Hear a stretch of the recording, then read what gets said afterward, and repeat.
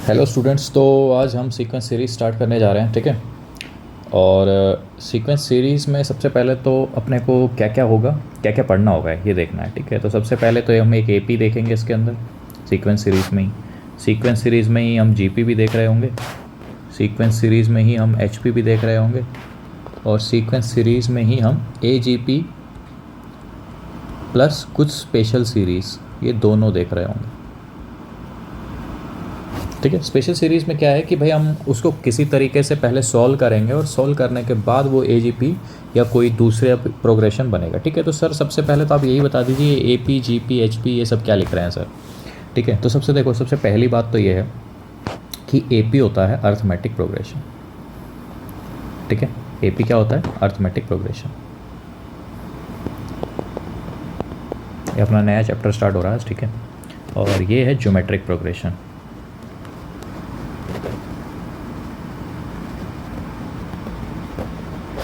ये है harmonic progression.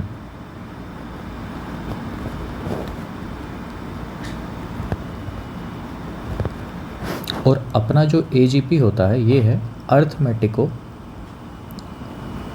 Geometric series. अभी आप ये सोच रहे होंगे कि सर ये क्या क्या ही बता दे रहे हैं आप, कभी हार्मोनिक प्रोग्रेशन आ जा रहा है या कभी अर्थमेटिक प्रोग्रेशन का तो सर हमने नाम सुना है 10th क्लास में, लेकिन ये ज्योमेट्रिक प्रोग्रेशन ये वगैरह तो नहीं सुने हैं। तो कोई दिक्कत नहीं है ना भाई, मैं अभी यहीं तो हूँ, मैं बताऊँगा आप लोगों को क्या होता है, ठीक है। तो ये सब हमें इस चैप्टर के अंदर सीखना होगा, ठीक है। लेकिन चैप्टर का नाम तो सर आपने सीक्वेंस सीरीज़ बताया है, तो सर पहले सीक्वेंस सीरीज़ के बारे में तो बताइए कि सीक्वेंस क्या होता है, सीरीज़ क्या होता है। चलो भाई आप लोगों की विश पूरी कर देता हूँ मैं कि सीक्वेंस क्या होता है। तो देखो सबसे पहले सीक्वेंस होता क्या है। तो बेसिकली सीक्वेंस है कि हम सीक्वेंस जो है वो क्या है बेसिकली, देखो सीक्वेंस इज orderly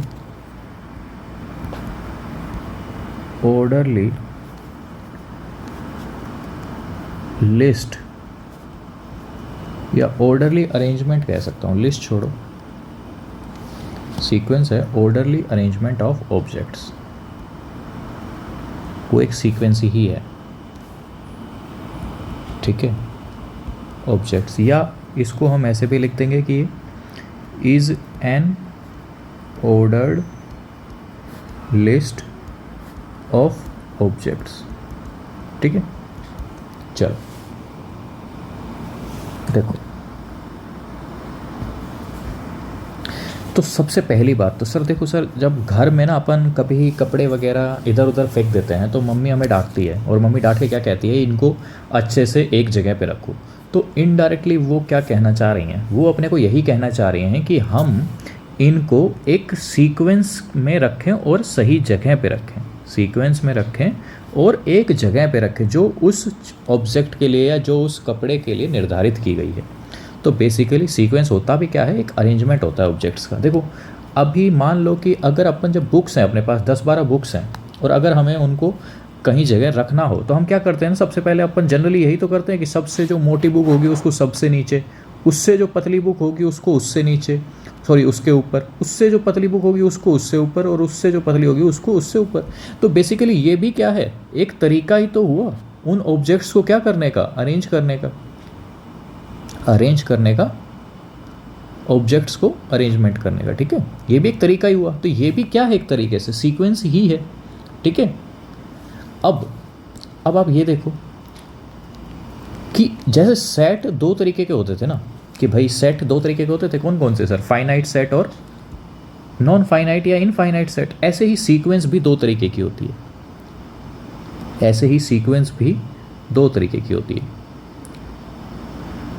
देखो एक है अपने पास फाइनाइट और एक है इनफाइनाइट। तो ये अपना पहला है फाइनाइट सीक्वेंस और दूसरा है इनफाइनाइट सीक्वेंस, ठीक है।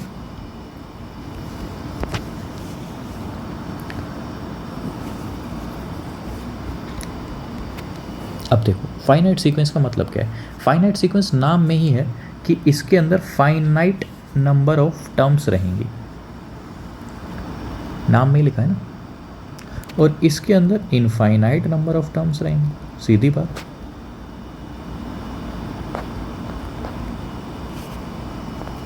Sir finite number of terms में एग्जांपल देना चाहेंगे क्या आप? लो भाई, ले लो एग्जांपल। 2, 4, 6 और 8। ठीक, ये 4 नंबर्स हैं, इनको हमने अरेंज कर दिया। सर तो ये क्योंकि ये इनके कंसेक्यूटिव टर्म्स में जो डिफरेंस है वो 2 का है, इसलिए ये सीक्वेंस है क्या? भाई ऐसा मैंने कुछ नहीं बोला, अभी सिर्फ मैंने इतना बोला कि ये सीक्वेंस है। आप ज़रूरी नहीं आप ऐसे लिखना, चलो आप ऐसा कुछ मान लो कि भाई ए है, एक्स है, एम है और एल है। ठीक है, अब इसमें तो कोई पैटर्न फॉलो नहीं हो रहा ना।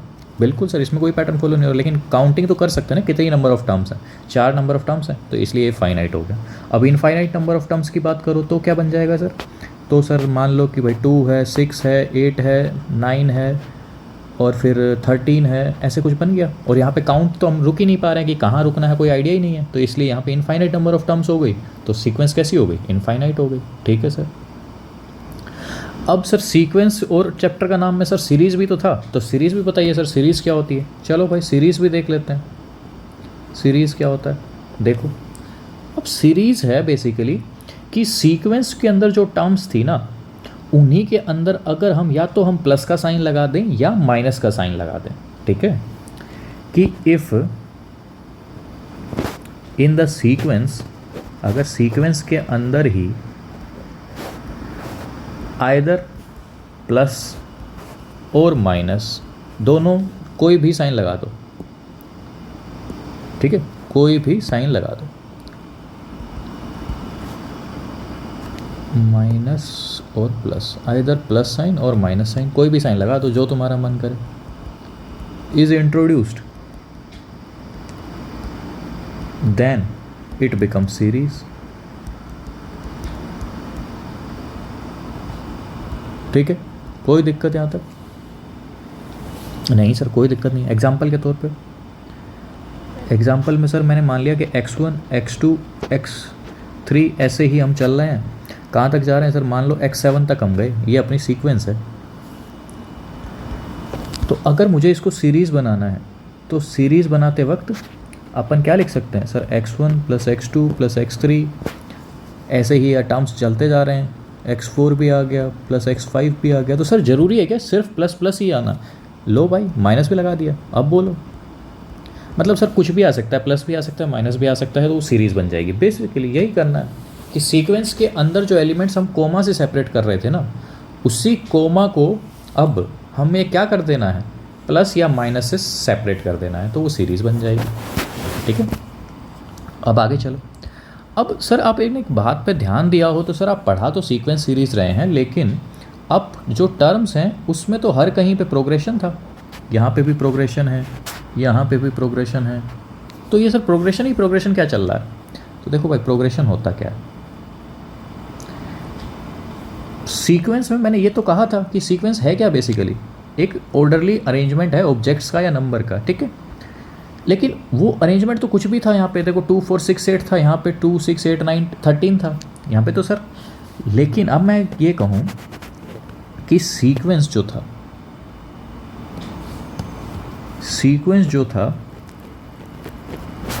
उसमें 2 केस बनते हैं कि आइदर कोई पैटर्न फॉलो हो रहा होगा, either A pattern should be followed, या तो एक पैटर्न फॉलो हो रहा होगा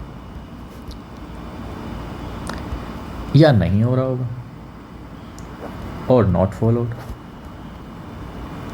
ठीक है, या तो एक पैटर्न हो रहा होगा या एक पैटर्न फॉलो नहीं हो रहा होगा। ठीक है, कोई दिक्कत यहाँ तक नहीं सर? कोई दिक्कत नहीं। तो अगर इफ़ जो सीक्वेंसेस हैं, जो सीक्वेंस जो है, अगर सीक्वेंस जो है वो एक पैटर्न फॉलो कर ले, इफ़ सीक्वेंस फॉलो, या टर्म्स ऑफ सीक्वेंस लिखता हूँ मैं, सीक्वेंस नहीं, सिर्फ if terms of sequences follow करती हैं एक स्पेसिफिक पैटर्न को। वो पैटर्न कुछ भी हो सकता है कि कंसेक्यूटिव टर्म्स का डिफरेंस सेम हो या कुछ भी हो सकता है वो पैटर्न, लेकिन वो एक पैटर्न स्पेसिफिक ही होना चाहिए, फॉलो ए स्पेसिफिक पैटर्न। तो हम देन दो सीक्वेंसेस, तो उन सीक्वेंस को हम क्या कह देंगे भाई, देन दो सीक्वेंसेस आर कॉल्ड प्रोग्रेशन, तो हम उसको क्या कह देंगे भाई, प्रोग्रेशन कह देंगे। ठीक है, और भी कोई टर्म यूज़ करिएगा सर आपने? और तो सर कुछ नहीं है, बाकी अर्थमेटिक ज्योमेट्रिक ये सब तो हमें आगे देखना ही है, तो यही सब हमने टर्म यूज़ करी थी। ठीक है, तो अब हम स्टार्ट कर लेते हैं अपना चैप्टर। अभी तो मैंने आपको थोड़ी थोड़ी बेसिक अंडरस्टैंडिंग दी है डेफिनेशंस की, वो भी। ठीक है, तो अब स्टार्ट कर लेते हैं, एग्जाम्पल ले लेते हैं। सबसे पहले तो एक क्वेश्चन ही, चलो क्वेश्चन से ही शुरुआत कर लेते हैं कि find the first 5 terms, find the first 5 terms of sequence whose nth term is। अब nth टर्म को कुछ लोग an से रिप्लेस करेंगे और कुछ लोग tn से रिप्लेस करेंगे। तो मैं अभी यहाँ पर रिप्रेजेंटेशन की बात ही नहीं कर रहा हूँ, मैं सिर्फ आपके लिए ये लिख रहा हूँ कि जिसकी जो nth टर्म है वो क्या है, 3 का पावर n प्लस 5 का पावर n अपॉन, जो कि हमेशा क्या आएगा, 5 और 3, तो इसको हम डिवाइड कर देते हैं 2 से। ठीक है, 2 से करते हैं कि 2 से ही रखते हैं, चलो ठीक है। इसका फर्स्ट 5 टर्म्स निकालने हैं जो इस सीक्वेंस को फॉलो कर रही होंगी। ठीक है, तो सॉल्यूशन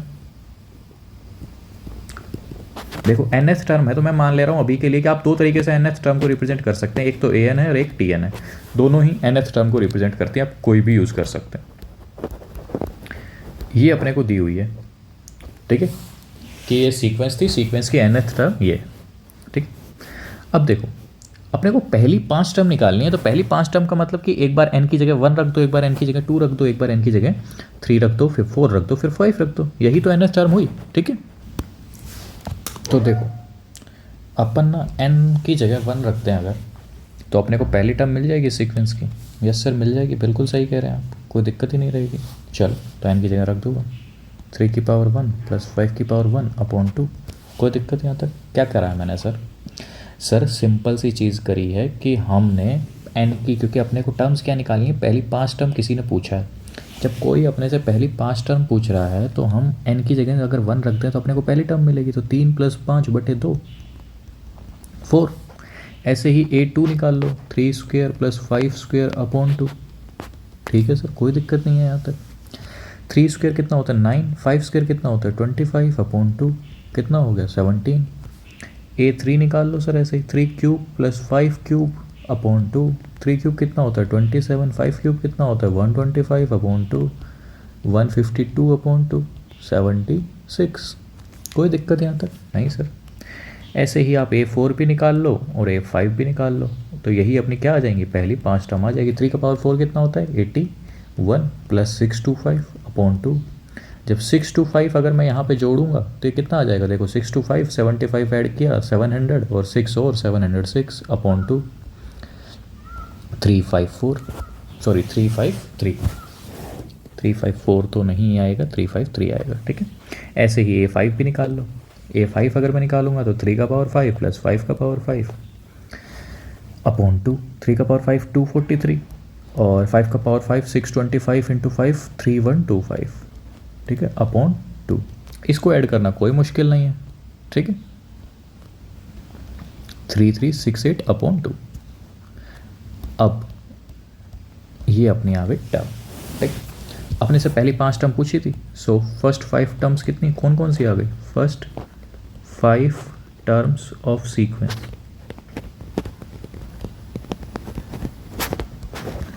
देखो सर 4 17 76 और आगे इसके अलावा 353 अपॉन और 1684। ठीक है, ये पहली 5 टर्म आ गई। अब आप ये तो समझ ही गए हैं अब कि निकालते कैसे हैं। ठीक है, अब हम चलते हैं एक और क्वेश्चन लेके। ठीक है, और ये क्वेश्चन जो है ये आसान क्वेश्चन है, आप लोग आई थिंक ट्राई करेंगे तो सॉल्व भी हो जाएगा। देखो एक क्वेश्चन ले रहा हूँ मैं, सीक्वेंस पे ही बेस है क्योंकि अभी तो मैं स्टार्ट किया ही नहीं है, AP GP ये सब तो स्टार्ट किया ही नहीं, तो सीक्वेंस की ही बात कर रहे हैं। देखो अगर क्वेश्चन है कि अगर अपने को क्वेश्चन में लिखा हुआ हो कि ए एन प्लस वन जो है अगर वो 1/1 माइनस ए एन के बराबर हो जाए, तो कब? जब n की वैल्यू ग्रेटर देन 1 हो। और क्वेश्चन में ये भी लिखा है कि a3 जो है वो किसके बराबर हो जाएगा? a1 के। तो फाइंड कर दो सर, क्या फाइंड आउट करना है सर? सर फाइंड कर दो, फाइंड द वैल्यू ऑफ किसकी? आप ही बताओ किसकी वैल्यू फाइंड आउट कर रहे हैं हम? a 2001 और उसका पावर भी कितना? 2001। सबसे पहली चीज़ तो सर सीक्वेंस क्या दी हुई है? सीक्वेंस दी हुई है sir an plus 1 is equals to 1/1 minus a n. कोई दिक्कत यहाँ तक नहीं सर? हमें तो कोई दिक्कत नहीं। तो अगर आप लोगों को ही दिक्कत नहीं है तो दिक्कत है किसको? किसी को दिक्कत नहीं होगी। अब मैं क्या काम करता हूँ यहाँ पे, एक काम करता हूँ, मैं n को n प्लस 1 से रिप्लेस करके देखता हूँ एक बार, कुछ होगा क्या इससे? होगा कि नहीं वो तो पता नहीं, लेकिन ट्राई करो एक बार, क्या पता हो जाए। A n plus 2 is equals to 1 minus a n plus 1 बन गया। ठीक है। अरे सर राज की बात बता दूं क्या आपको? बताओ राज की बात क्या है? देखो राज की बात यह है सर, सबसे पहली बात तो इसके अंदर अपने को कुछ देना भी चाहिए था, क्योंकि नहीं तो हम ए एन वगैरह कुछ दिया ही नहीं है। क्योंकि ए एन अगर मैं 1 ले लेता हूँ तो यहाँ से A2 निकल जाएगा, लेकिन कुछ वैल्यू तो मिलेगी क्या? चलो देखते हैं एक बार, ट्राई करते हैं फिर देखेंगे। देखो ए एन प्लस 1 ऊपर से लिख दूँ अगर मैं, 1 माइनस 1 माइनस ए एन हो गया। ठीक है, कोई दिक्कत यहाँ तक नहीं सर। ए एन प्लस 2 यहाँ से कितना आ गया सर? 1 माइनस ए एन तो ऊपर चला गया। ठीक है, और नीचे अगर मैं एलसीएम ले लूँ अब तो ये बन गया। हाँ ठीक तो है। देखो ए n plus 2 1 minus a N और 1 माइनस का ए एन हो गया नीचे। ठीक है सर। नेक्स्ट पेज पे देखो, ए एन प्लस 2 ऊपर ए एन माइनस 1 हो गया। ए एन माइनस 1 नहीं है यहाँ पे, ए एन अलग है, माइनस 1 अलग है। थोड़ा सा अच्छे से लिख लेते हैं, A N minus 1 upon A N. ठीक है, अब देखो पहली चीज़ उसमें क्वेश्चन में क्या दिया हुआ है वो देखते हैं। ठीक है, क्या दिया हुआ है सर क्वेश्चन में? आप लोग को नहीं पता कि क्वेश्चन में क्या दिया हुआ? भाई क्वेश्चन ही तो पढ़ाया था सबसे पहले। ठीक है सर, चलो देख लेते हैं क्वेश्चन को कि क्या दिया हुआ है। तो सबसे पहली चीज़ तो ये है कि आप लोगों ने हल्का सा मैं आपको टच दे रहा हूँ, कॉम्प्लेक्स नंबर का भी दूंगा, अभी दिया नहीं है आई मीन टू से। ठीक है, टच देखो क्वेश्चन में ना क्या दिया हुआ है कि A1 की अगर मैं बात कर लूँ, ठीक है, क्वेश्चन में दिया हुआ है कि A1 जो है वो किसके बराबर है? A3 के बराबर है। क्वेश्चन में दिया हुआ है, गिवन है। ठीक है, मैंने अपनी तरफ से कुछ नहीं लिखा। हाँ सर ठीक है, अगर मैं अभी जहाँ तक तो पहुँच ही गया हूँ इस रिलेशन तक, तो अगर सर आप अब n की वैल्यू भी रख दो तो कोई परेशानी होगी क्या आपको? नहीं सर, मेरे को कोई परेशानी नहीं है। तो इसीलिए मैं कंसीडर करता हूँ कि 4n इज इक्वल्स टू 1 मैंने मान लिया। तो देखो A3 is equals to A1 minus 1 और अपॉन A1। ठीक है सर। क्वेश्चन में लिखा हुआ है कि A3 और A1 तो बराबर है, लिख दिया सर A3 की जगह A1 minus 1 upon A1, cross multiply कर दिया। जैसे ही क्रॉस मल्टीप्लाई किया तो A1 स्क्वायर माइनस का A1 प्लस का 1 इज इक्वल्स टू 0। अब अगर इसमें इसके रूट्स निकालूं तो इसके रूट्स क्या आ रहे हैं sir? 1 plus minus 1 minus 4 upon 2। ये सर क्या आ गया? ये तो सर कॉम्प्लेक्स नंबर नहीं चला गया, क्योंकि अगर हम स्क्वायर रूट निकालें नेगेटिव नंबर्स का वो तो डिफाइन ही नहीं होता है। बिल्कुल, तो ये अगर डिफाइन ही नहीं होगा तो ये √3 आयोटा अपॉन 2 बन गया। और अगर मैं complex cube root of unity की बात करूँ तो अगर किसी को दिक्कत आ रही हो कि सर ये कहाँ से लिख रहा हूँ, तो हल्का सा हम कॉम्प्लेक्स नंबर पढ़ेंगे ना, तब आप इसको अच्छे से रिलेट कर पाएंगे। अभी तक के लिए ये मान लो कि ये जो वैल्यू होती है ओमेगा और ओमेगा स्क्वायर की वैल्यू होती है। अगर ये जो मैं कंसिडर कर रहा हूँ कि नहीं सॉरी, ओमेगा की जो वैल्यू होती है वो क्या होती है? -1 प्लस √3 आयोटा बाई 2, और ओमेगा स्क्वायर की वैल्यू क्या होती है? -1 माइनस √3 आयोटा बाई 2। ठीक है, ये कहाँ से आएगी यहाँ आपको वहाँ पे जाके पता कर लेंगे। ठीक है, लेकिन सर यहाँ पे तो उल्टा कुछ नहीं है। यहाँ पे देखो आपने A1 लिखा हुआ क्या है? 1 प्लस √3 आयोटा बाई 2 है। और एक है 1 माइनस रूट 3 आयोटा बाई 2। तो ये तो सर सेम तो नहीं है, माइनस निशान का फ़र्क आ रहा है, बिल्कुल फ़र्क आ रहा है। तो इसीलिए ये जो वैल्यूज़ हैं ये क्या है, माइनस ओमेगा है और माइनस ओमेगा स्क्वायर है ये। समझे कि नहीं समझे? यस सर समझ गए। चलो सर ठीक है। अब जैसे ही मैंने ये A1 तो निकाल लिया और A1 निकाल लिया है तो A3 भी निकाल लिया है, करेक्ट है? कोई दिक्कत यहाँ तक नहीं सर। देखो जब ये निकल गया है अपना, तो सबसे पहली चीज़ तो ये देखो कि अब अगर मैं A5 की बात कर लूँ, अगर मैं अब किसकी बात कर रहा हूँ, A5 की, तो देखो क्वेश्चन के अकॉर्डिंग जो अपना रिलेशन जो आया था, रिलेशन क्या आया था अपने पास, जो AN की फॉर्म में रिलेशन था वो कितना है, AN, देखो अभी ऊपर ही लिखा है अपन ने, AN plus 2 1 minus, sorry AN minus 1 है, AN माइनस का 1 अपॉन AN, ये लिखा हुआ है। सर अगर मुझसे कोई A5 कहे कि A5 निकाल के दिखाओ, तो मैं क्या करूँगा सर, AN की वैल्यू 3 रख दूंगा। रख दो ना सर, फिर किसका इंतज़ार कर रहे हो? ठीक है सर रख दिया। अब देखो A3 की वैल्यू क्योंकि ऊपर वाली ही है, माइनस ओमेगा और माइनस ओमेगा स्क्वायर, तो आप एक बार रख के देखो, माइनस ओमेगा माइनस 1 और ये मैंने माइनस ओमेगा रख दिया। अब आपको ना एक आइडेंटिटी और पता होनी चाहिए कि 1 प्लस ओमेगा स्क्वायर की जो वैल्यू है वो 0 होती है और ओमेगा क्यूब की वैल्यू 1 होती है। कहाँ से? कॉम्प्लेक्स नंबर के चैप्टर से। ठीक है, कॉम्प्लेक्स नंबर में हम ये सब देखेंगे। अब देखो, अगर मैं अब देखूं तो ऊपर 1 प्लस ओमेगा है, नीचे ओमेगा है, तो A5 की वैल्यू देखो क्या आ गई, 1 प्लस ओमेगा अगर मैं यहाँ से निकालना चाहूँ तो माइनस ओमेगा स्क्वायर के बराबर आ गया, नीचे ओमेगा है ही और ये माइनस ओमेगा ही आ गया सर फिर दोबारा। तो और हमने A3 माना भी क्या था, ओमेगा ही, माइनस ओमेगा ही माना था।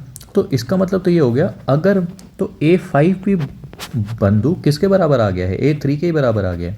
तो बेसिकली यहाँ पे एक सीक्वेंस फॉलो हो रही है। वो सीक्वेंस क्या बन रही है, या एक पैटर्न फॉलो हो रहा है कि सिमिलरली मैं यहाँ पे लिख सकता हूँ कि सिमिलरली क्या क्या हो जाएगा, similarly A1 A3 A5 A7 ये सब बराबर आएंगे, ओड वाली जो टर्म्स है। ठीक है, अब देखो क्वेश्चन क्या था अपना, क्वेश्चन में था सर कि A2001 की पावर 2001 निकालना था। तो सर ये तो बराबर तो आएगी, लेकिन इसकी तो वैल्यू फिर 2 आ जाएंगी ना, कि या तो माइनस ओमेगा या माइनस ओमेगा स्क्वायर। बिल्कुल दोनों से कोई फर्क नहीं पड़ेगा, दोनों से आंसर सेम रहेगा। ठीक है, ओके सर। देखो अब मैं अगर ले रहा हूँ 4 माइनस ओमेगा के लिए, तो अपना आंसर कितना आएगा, माइनस ओमेगा की पावर 2001, माइनस तो बाहर आ गया, ओमेगा की पावर 2001।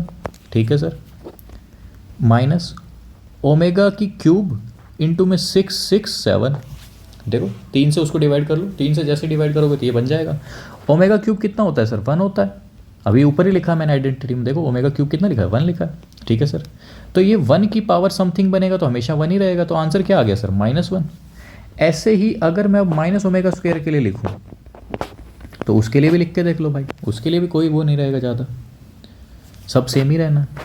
2001 माइनस बाहर आ गया, ओमेगा की पावर कितना 4002, ओमेगा क्यूब लिख दिया इसको, और ये अपना कितना आ गया 1334। ठीक है, चेक कर लेंगे एक बार, ओमेगा क्यूब फिर 1 ही होता है, तो ओवरऑल रिजल्ट कितना आ गया अपना, फिर वही आ गया, माइनस का 1 ही रहेगा। ठीक है, यस सर सही कह रहे हैं आप, ओवरऑल रिजल्ट फिर कितना आ गया, -1। तो आंसर दोनों से ही कितना आया, माइनस का 1 आया। तो क्वेश्चन आपको पसंद आया ही सर, आपने आज तो पहली ही क्लास में इतना भयंकर क्वेश्चन करा दिया। भयंकर कुछ नहीं है, बस थोड़ा समझने वाला कॉन्सेप्ट था, जो कि आप लोगों ने समझ भी लिया है और आप लोगों को समझ आ भी गया होगा। ठीक है, अब ये तो हो गए सीक्वेंस से रिलेटेड, सीक्वेंस की बहुत बात कर ली कि सीक्वेंस चल रहा है कि सर सीक्वेंस क्या होता है, सीक्वेंस क्या होता है।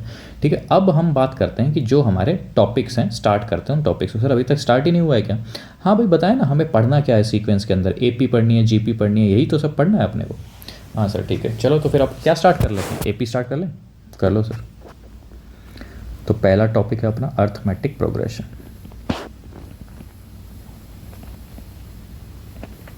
देखो अर्थमेटिक प्रोग्रेशन में क्या आता है,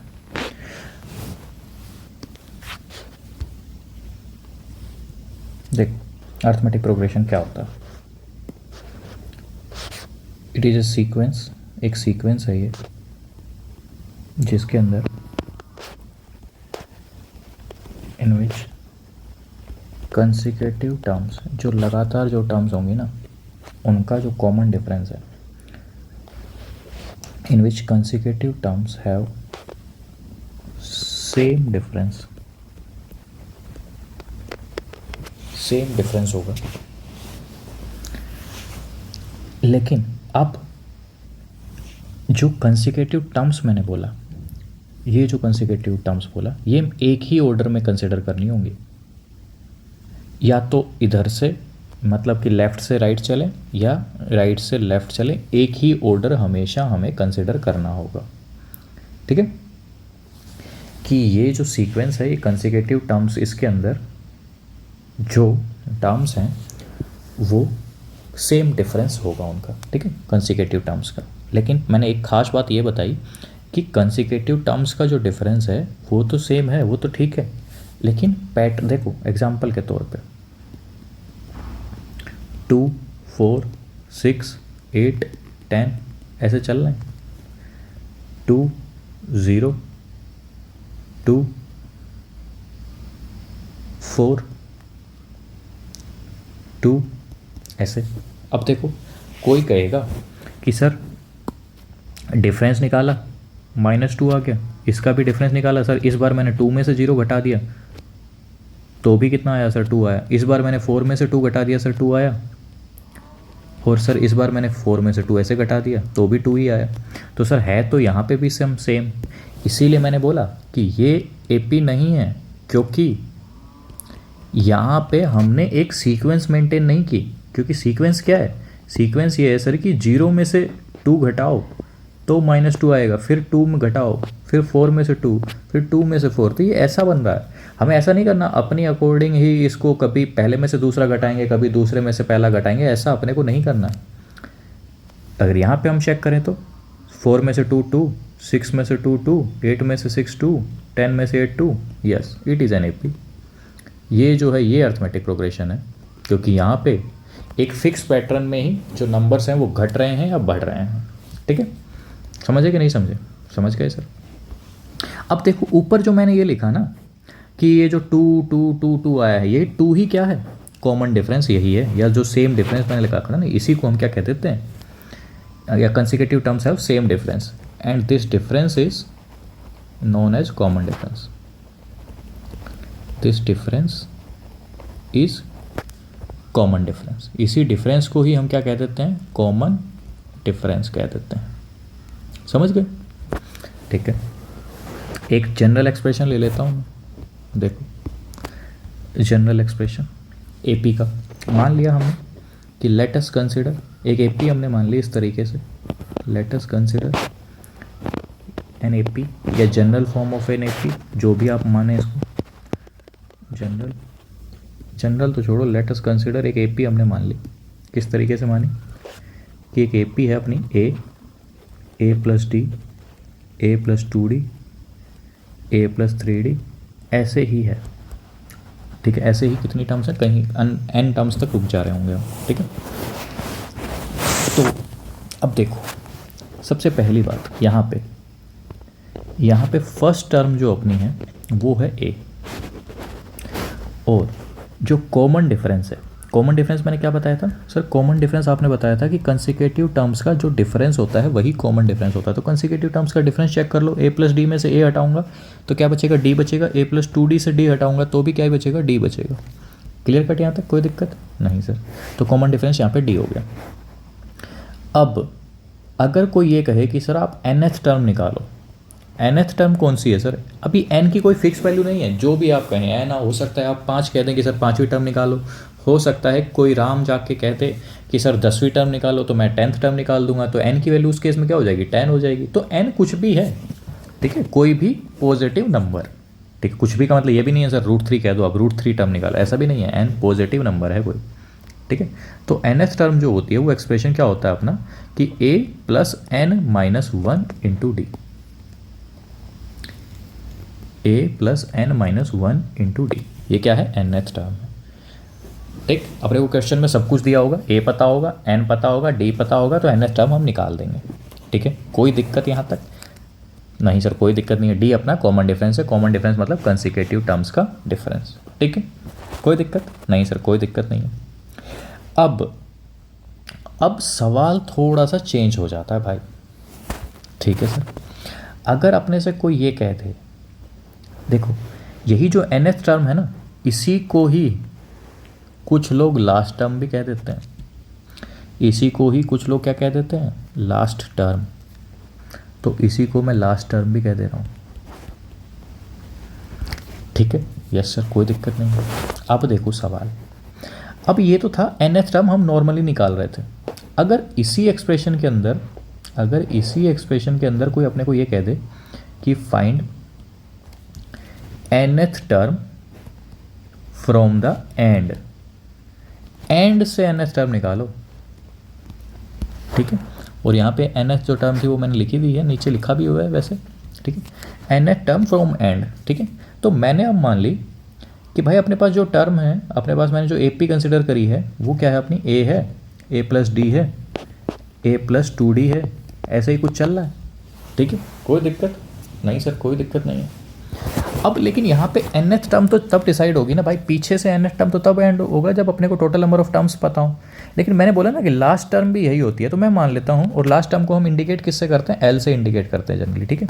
तो मैंने माना इस ए पी के अंदर लास्ट टर्म जो थी अपनी वो क्या थी, एन थी, ठीक है। अब देखो हम अगर ये कहते हैं कि इस ऊपर वाली ए पी के अंदर अगर nth टर्म मैं इधर से निकाल रहा हूँ, ठीक है, या मैं इसको ऐसे भी तो कह सकता हूँ कि अगर मैं इस उल्टा लिख दूँ इसको, या इसको नाम मैंने लिख दिया रिवर्स एपी, ठीक है, ऐसा कुछ होता नहीं है, बस मैंने इसको एपी को रिवर्स कर रहा हूँ इसलिए एपी लिख दी, रिवर्स एपी लिख दिया। देखो अब मैं इसको उठा के उल्टा कर दे रहा हूँ, ये dot dot dot A plus 2d A plus D और ए, ठीक है। अगर मैं ऐसे पीछे से उल्टा nth टर्म निकाल रहा था तो मैं इसको ऐसे भी तो कह सकता हूँ कि अब मैं स्टार्टिंग से nth टर्म निकाल दूँ तो भी तो सेम ही बात हो गई, कोई डिफरेंस थोड़ी ना हुआ। उस केस में क्या था, अपने को पीछे से nth टर्म चुननी थी, मतलब मान लो कि अगर nth 5 है तो पीछे से मेरे को 5वीं टर्म निकालनी है, ठीक है। अगर मैं रिवर्स कर दूं इस एपी को, उल्टा कर दूं कि एल पहले आ गया और ये सब कुछ उल्टा हो गया, ठीक है, ए प्लस 2d यहाँ आ गया, फिर ए प्लस डी फिर ए, तो अब मैं कह सकता हूँ कि अगर इसी में अगर मैं स्टार्टिंग से 5वीं टर्म निकाल दूं तो भी तो सेम ही बात हुई, यस सर सेम ही बात हुई। तो आप इस एपी के अंदर देखिए, ये जो नीचे वाला एपी है ये भी एपी है क्या, यस सर। देखो यहाँ पे कंसेक्यूटिव टर्म्स का जो डिफरेंस है वो कितना हो जा रहा है, -d हो जा रहा है, बस इतना ही डिफरेंस है। यहाँ पे जो डिफरेंस है कंसेक्यूटिव टर्म्स का वो कितना हो जा रहा है, -d हो जा रहा है, बस इतना ही डिफरेंस है। तो सर जो फॉर्मूला था वो तो सेम ही रहेगा क्योंकि एपी तो अब भी है ना ये, यस सर एपी अब भी है। तो अब देखो nth टर्म क्या हो जाएगी, अब मैं इस nth टर्म को कैसे लिख दे रहा हूँ, डैश लगा दे रहा हूँ ऊपर क्योंकि ये पीछे से वाली है, ठीक है। इसको अंडरलाइन भी कर देता हूँ ताकि आप लोगों को याद रहे कि यही चल रहा है अभी तक, ठीक है, कुछ और नहीं है। Find nth term from the end, यही देखो डैश का मतलब है कि ये एंड वाली nth टर्म है, ठीक है। तो अब देखो फर्स्ट टर्म, सबसे पहला ए लिखा था अपन ने फॉर्मूले में, ये फॉर्मूला था nth टर्म निकालने का एपी के अंदर, nth term of an AP, AP के अंदर nth टर्म। तो फर्स्ट टर्म सर, अब फर्स्ट टर्म कितनी है सर, एल है, ठीक है सर। इसके बाद आप कह रहे थे कि nth टर्म निकालनी है तो n-1 ही रहेगा। उसके बाद डी था, डी क्या था, कॉमन डिफरेंस। यहाँ पे कॉमन डिफरेंस क्या आ गया है, माइनस का डी आ गया है, तो इसको माइनस का डी लिख दो। तो अब आप ये देखो कि जो nth टर्म फ्रॉम एंड थी वो क्या बन गई है, L minus n-1 into D,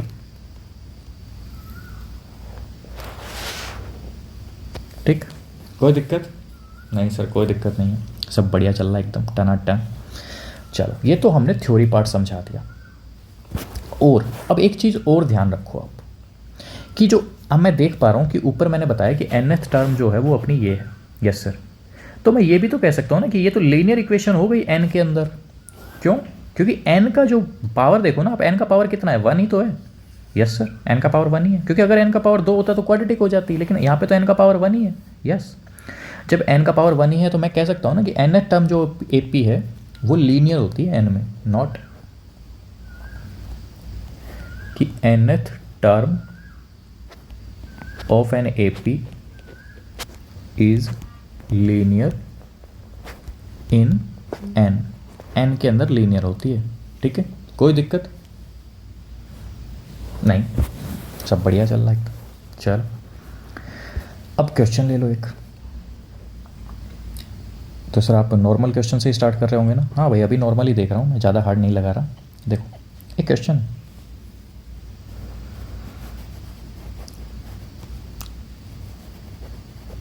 सबसे पहली बात तो प्रूव दैट की सीक्वेंस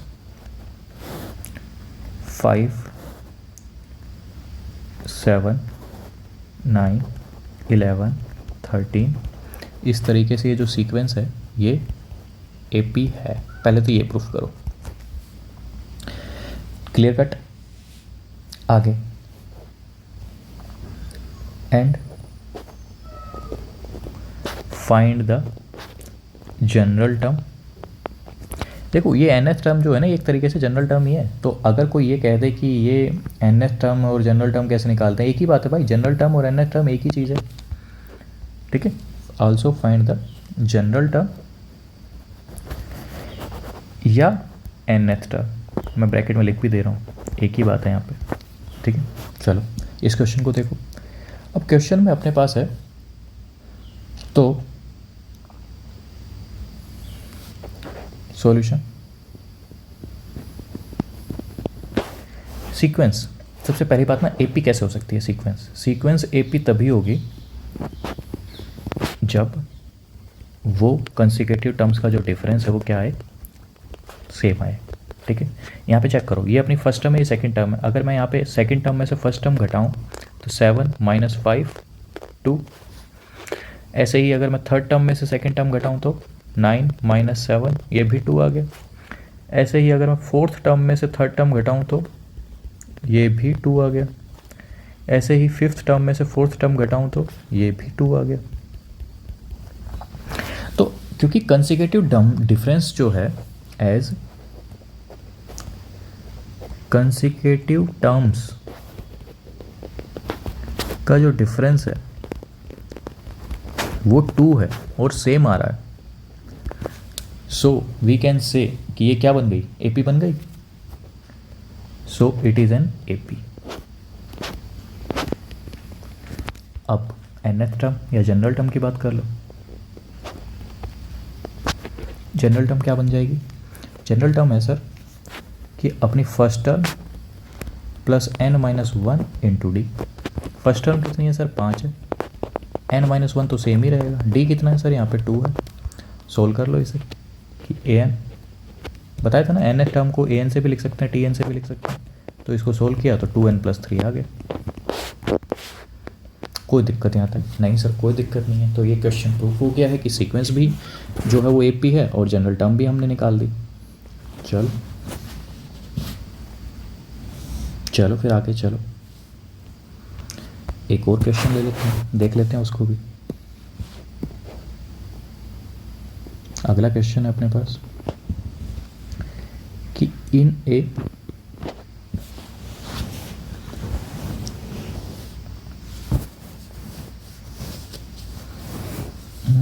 देखो एक सर्टेन एपी है,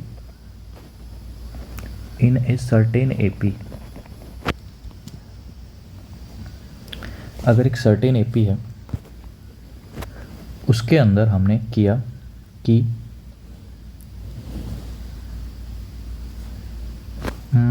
चलो यही क्वेश्चन ही ये सेम कर देते हैं कि भाई हम ऊपर वाले में हमने क्या लिया था डाटा 5, 7, 9 ना। चलो अलग करते हैं कुछ। एक सर्टेन एपी ली हमने 5 times the fifth term, 5 times the fifth term, या हाँ चलो ऐसे रखता हूँ, 5 times the fifth term is equal to 8 times the eighth term. ठीक है, कि एक एपी के अंदर 5 टाइम्स ऑफ फिफ्थ टर्म जो है वो बराबर है 8 टाइम्स ऑफ एट्थ टर्म। तो then find the value of 30th term. इसकी वैल्यू फाइंड आउट करो कि कितनी होगी। ठीक है, सबसे पहली चीज़ तो देखो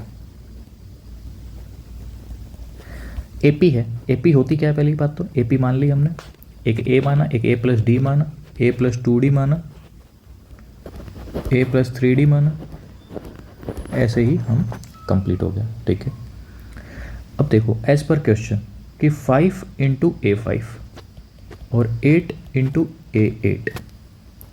ठीक है, A5 AN अपने को पता है ना कि AN कितना होता है। AN होता है sir A plus N minus 1 into D.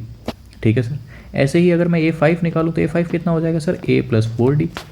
ठीक है सर, ऐसे ही अगर मैं A8 निकालूँ तो कितना हो जाएगा, A8 हो जाएगा सर A प्लस 7D। कोई दिक्कत नहीं है यहाँ तक। अब देखो अगर मैं यहाँ से सोल्व कर लूँ 5A plus 20D is equals to 8A plus 56D आ गया।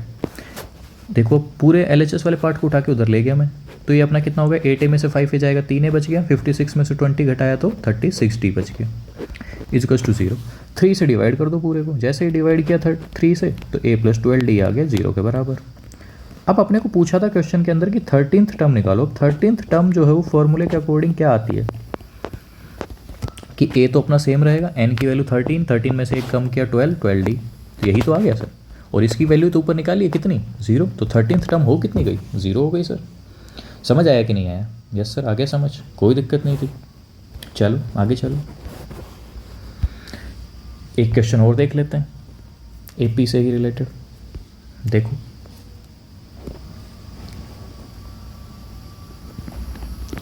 तो या तो अब अपन थोड़ा सा लेवल बढ़ा लेते हैं, ठीक है, क्योंकि बहुत हो गया है हल्के फुल्के सवाल, या थोड़ा यही लेवल रखें, क्या कहते हो? चलो एक क्वेश्चन और थोड़ा सा हल्का ही कर लेते हैं, ठीक है, उसके बाद फिर बढ़ाएंगे। चलो एक AP है, इन एन AP एक AP है जिसके अंदर A2 plus A5 minus A3, A2 plus A5 minus A3 की जो वैल्यू है वो 10 है, एंड A2 प्लस A9 जो है ये 17 है। Then find the first term की जगह मैं, चलो ये सब छोड़ो, आप फाइंड करो, फाइंड द 15th टर्म निकालो, या A15 निकाल दो, जो आपका मन करे निकालो। ठीक है, चलो अब पहली बात तो क्वेश्चन के अंदर देखो AP तो दिखी हुई है, तो AP जैसे ही हमारा दिखेगा तो हमारा खून खोल के हमें ये लिख देना है कि A plus D, A plus 2D, AP ये मान लिया हमने। ठीक है, कोई दिक्कत यहाँ तक नहीं सर, कोई दिक्कत नहीं है। क्वेश्चन के अंदर लिखा हुआ है कि A2 plus A5 minus A3 जो है वो 10 के बराबर है। लिखो A2 की value A plus D, A5 की वैल्यू लिखो A प्लस 4D, A3 की वैल्यू लिखो माइनस A माइनस का 2D, ठीक है, क्योंकि माइनस बाहर है इसलिए, और 10 आ गया। अब देखो यहाँ पे क्या बचा, A प्लस 3D बच गया, A प्लस 3D की वैल्यू कितनी आ गई, 10 आ गई। ठीक है सर, कोई दिक्कत नहीं यहाँ तक। अब एक एक्सप्रेशन और दिया हुआ था कितना, कि A2 प्लस A9 जो है 17 के बराबर है। ठीक है सर, दिया हुआ है। A2 की वैल्यू कितनी है भाई, A प्लस डी, A9 की वैल्यू कितनी है भाई, A प्लस 8D, और ये वैल्यू किसके बराबर है, 17 के बराबर है। कोई दिक्कत यहाँ तक नहीं सर, सब बढ़िया चल रहा है। तो 2A प्लस 9D जो है वो अपना आ गया 17 के बराबर। ठीक है, यहाँ पे भी अगर मैं 2 से मल्टीप्लाई कर दूँ तो 2A प्लस 6D जो है वो 20 के बराबर आ गया। ठीक, अब अपना काम क्या है, इन दोनों इक्वेशंस को सोल्व कर लेना। सोल्व कर दो, 2A plus 9D is equals to 17,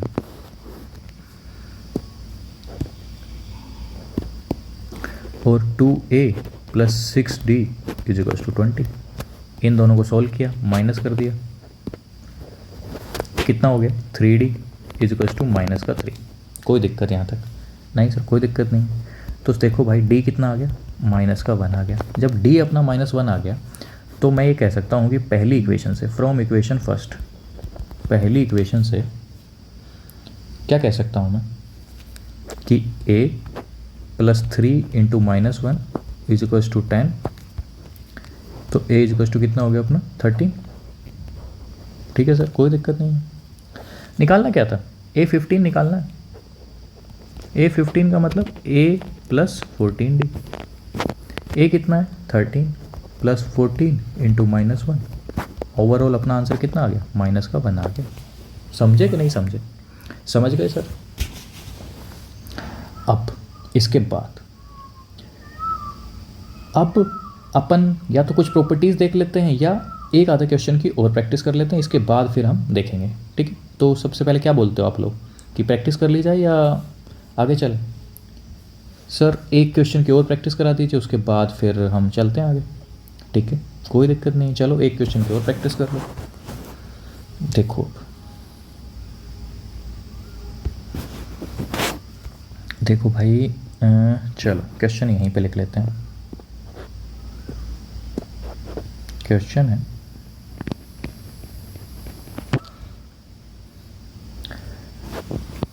अब क्वेश्चन के अंदर है अपने पास कि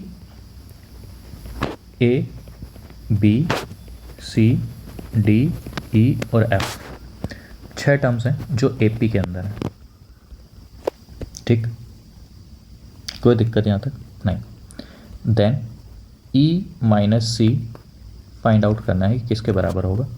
ठीक है, ऑप्शंस डी माइनस सी के बराबर, second option twice of d minus c के बराबर, थर्ड ऑप्शन